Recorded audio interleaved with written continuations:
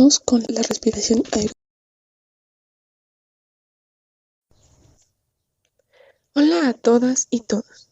Yo soy Andrea y los estaré acompañando en su curso de biología. Hoy continuaremos con la respiración aerobia, anaerobia y el ciclo de Krebs. Así que comencemos.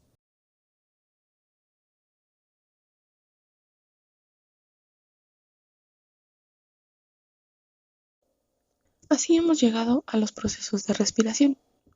Y para hablar de respiración, tenemos que recordar que existen dos grandes tipos: la aerobia, que es en presencia de oxígeno, y la anaerobia, que se da en ausencia de oxígeno. La aerobia, recordemos que se presenta en casi todos los organismos eucariotas. A este proceso se le conoce como glucólisis y tiene lugar en el citoplasma.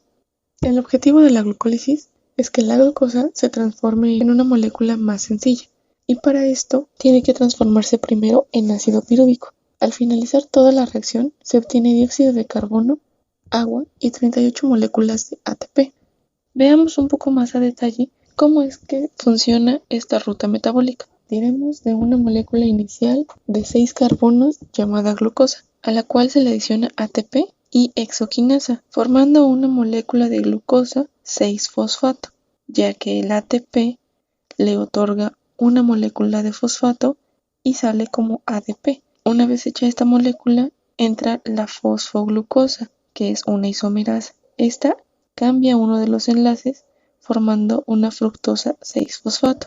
Aquí entra el ATP nuevamente para otorgar otra molécula de fosfato, seguida de la fosfofructoquinasa. Esta es una enzima reguladora que va a cambiar a nuestra molécula. Ahora tenemos una fructosa 1,6 bisfosfato. El bis porque tenemos dos moléculas de fosfato y el 1,6 porque son los lugares donde se encuentran esos fosfatos. Ahora entra una aldosa que se encarga de cortar a la molécula en dos partes, obteniendo así una dihidroxiacetona fosfato o un gliceraldehído 3-fosfato. La dihidroxiacetona puede convertirse en un sustrato o bien pasar por un proceso para volverse gliceraldehído 3-fosfato. Si la célula lo requiere, ambas van a pasar por el mismo proceso, convirtiéndose entonces en gliceraldehído 3-fosfato. En el caso del gliceraldehído, entra una enzima llamada gliceraldehído 3-fosfato deshidrogenasa, acompañada de NAD más una molécula de fosfato inorgánica. De esta etapa se desecha NAD hidrogenado más una molécula de hidrógeno, lo cual produce energía y nos da como resultado una molécula 1,3 bisfosfato. Aquí entra una quinasa llamada fosfogliceratoquinasa y ahora entra ADP, quien le quita un fosfato al 1,3 bisfosfato y sale como ATP. De este obtenemos un 3-fosfoglicerato, fosfogliceromutasa, que nos origina un 2-fosfoglicerato. A esta molécula se le adiciona una enolasa, lo que provoca la liberación de agua y la formación de un fosfoenolpiruvato. A este fosfoenolpiruvato se le va a adherir un ADP más, quitándole otra molécula de fosfato y saliendo como ATP, esto acompañado de una piruvatoquinasa y obteniendo como resultado final al piruvato. Sin embargo, ya que nuestra molécula se dividió en dos partes, que recuerden yo les dije, si la célula lo necesita, ambas van a formar gliceraldehído 3-fosfato. La mayoría de los casos se generan dos moléculas de este tipo, por lo tanto todos los productos que obtuvimos se van a multiplicar por 2. Es decir, si en esta reacción que vimos teníamos una molécula de ATP liberada, esa molécula se multiplica por 2. Si teníamos un ADP más hidrógeno liberado, este se multiplica por 2. Por lo tanto, de cada ciclo obtenemos 2 NAD hidrogenados, 4 moléculas de ATP y 2 piruvatos. Aunque claro, como habrán visto, se invierte ATP en el proceso. Así que de las 4 moléculas que obtuvimos, se le quitarán 2, que son las que invertimos. Por lo tanto, solo se obtendrán 2.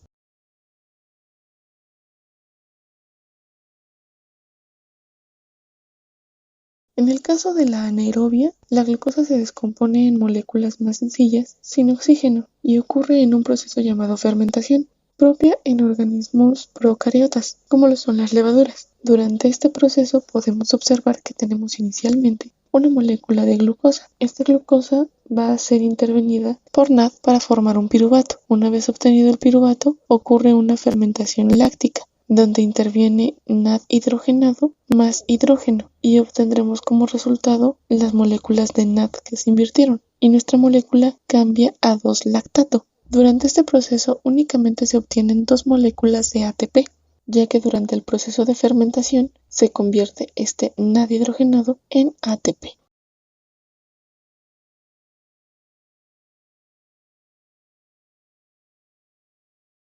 Y hemos llegado a la parte más compleja dentro de los ciclos metabólicos. Este es el ciclo de Krebs, llamado así en honor a su descubridor. Está constituida por 8 reacciones principales, las cuales provienen de la digestión previa de proteínas, polisacáridos y lípidos, que tuvieron lugar en el citoplasma, todos ellos formando acetil-CoA. Este ciclo de Krebs tiene lugar en las crestas mitocondriales y se encarga de transformar carbono en anhídrido carbónico. Inicia con una molécula de piruvato, a la que se le adiciona la enzima CoA, más NAD, y sale una molécula de dióxido de carbono, una de NAD hidrogenado e hidrógeno, y se transforma nuestra molécula en acetil-CoA. Este acetil-CoA se rompe y se forma el citrato. Este acetil-CoA se rompe por medio de un citrato sintasa en presencia de agua y se convierte en citrato. Posteriormente libera agua, gracias a la intervención de una aconitasa, formando así un cis-aconitato. Posteriormente interviene una aconitasa en presencia nuevamente de agua, formando así la molécula de isocitrato, a la que se le adhiere un NAD, saliendo como NAD hidrogenado, acompañado de una isocitrato deshidrogenasa, liberando así NAD hidrogenado, una molécula de hidrógeno y una de CO2. Esto transforma a la molécula en cetoglutarato. Posteriormente entra NAD, una enzima CoA y la presencia de cetoglutarato deshidrogenasa. Esto libera NAD hidrogenado, hidrógeno y CO2 y transforma nuestra molécula en succinil-CoA. Para continuar con el proceso se adhiere GDP y un fosfato libre. Este GDP es equivalente al ATP. Esto ocurre en presencia de succinil-CoA sintetasa y libera un GTP y un CoA, transformando así nuestra molécula en succinato. Ahora entra la succinato deshidrogenasa, que convierte a nuestra molécula en un fumarato, que será intervenido por una fumarasa en presencia de agua, transformándolo en malato. A este malato se le adicionan NAD y malato deshidrogenasa, liberando así NAD hidrogenado más hidrógeno libre y convirtiendo la molécula en oxalacetato, el cual, al adicionársele agua y una citrato sintasa, puede volver a convertirse en citrato y repetir el ciclo, o liberarse, ya que es uno de los productos finales de este ciclo de Krebs.